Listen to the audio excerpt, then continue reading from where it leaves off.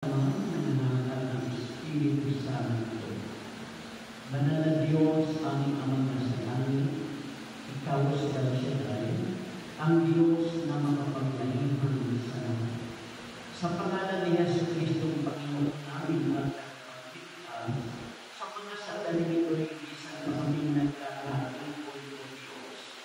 Kung Ikaw na Diyos na tumawag sa amin, ay Diyos na aming mapaglilingkuran, pupurihin at pasasalamatan sa napakaraming bagay na patuloy mong ginagawa sa aming buhay. Napakabuti mo o Diyos at wala kang katulad. Dalangin namin o Diyos na patuloy kang maawa sa amin, patawarin kami sa lahat ng aming mga kasalanan, pagpalain silang patuloy na dumadalo at nakikiisa sa lugar na ito. Pagpalangin higit sa lahat ang mabuting balita. Lahat ay aming dalangin sa ngalan ng Ama, ng Anak at ng Espiritu Santo. Purihin ang Panginoon natin ang Diyos. Yung malakas na malakas na malakas, tumisigaw! God is good. And all the time, naniniwala po tayo na kasama natin ang Diyos. Amen? At kung naniniwala tayo na kasama natin ang Diyos, hayaan natin na magsalita ang Diyos sa ating kalagitnaan. Kamayan po muna ninyo ang inyong mga katabi, sabihin mo sa kanyang pinagpala tayo ng Diyos.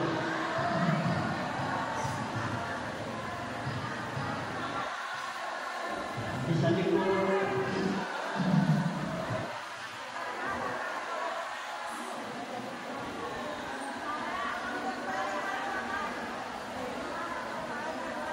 okay, makakaupo na po tayo. Isa po na mabiyaya at pinagpalang buhay sa ating lahat.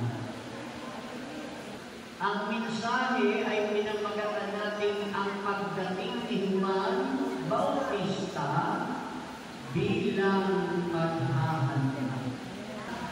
The coming of John the Baptist as preparation.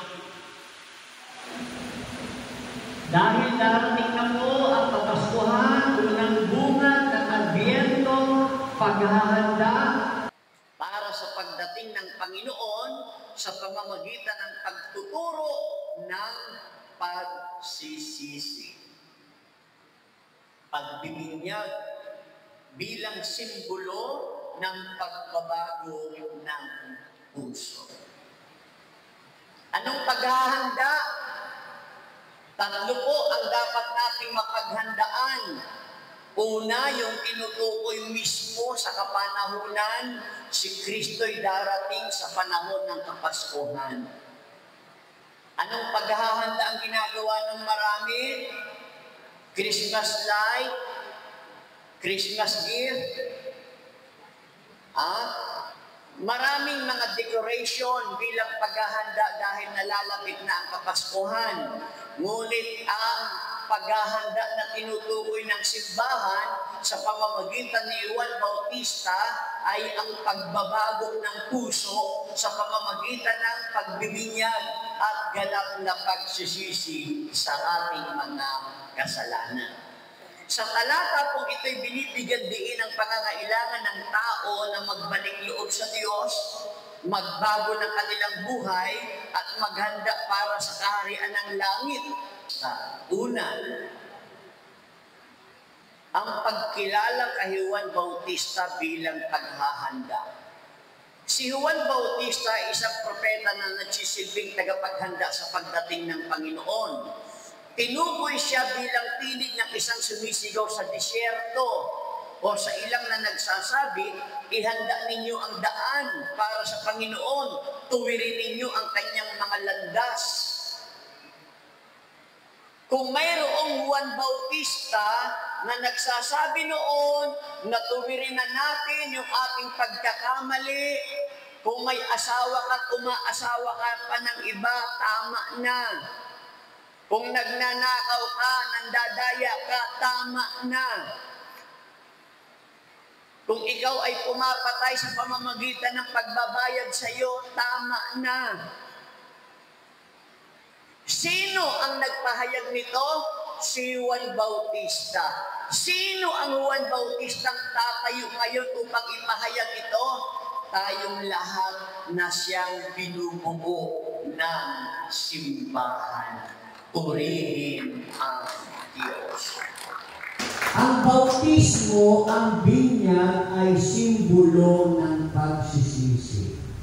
Marami tao mula sa Jerusalem, Judea at paligid ng Jordan ang nagsisi at binautismohan ni Juan bilang tanda ng kanilang pagtanggap sa pagbabago. Ang pagbibinyag ay isang simbolo ng pagsisisi at pagtanggap ng bagong buhay. Parang ganito. Napakasarap ng pakiramdam kapag meron kang taong dinadala sa gawain legal. At kung ikaw ang magiging dahilan ng kanyang pagbabago at pagsisisi, kompleto na ang bahay mo sa taas. Si Sister Ana, pakabalik na. Si Sister Ana. Sipag yun. No? Parang hanga ako dyan. Ang Diyos nawa ang magpala sa buhay mo at magpatuloy ka sa paglilingkod. Amen? Kaya pa natin hindi ka naman magpatuloy tayo dahil ang ating ginagawang paglilingkod na hindi nasasaya.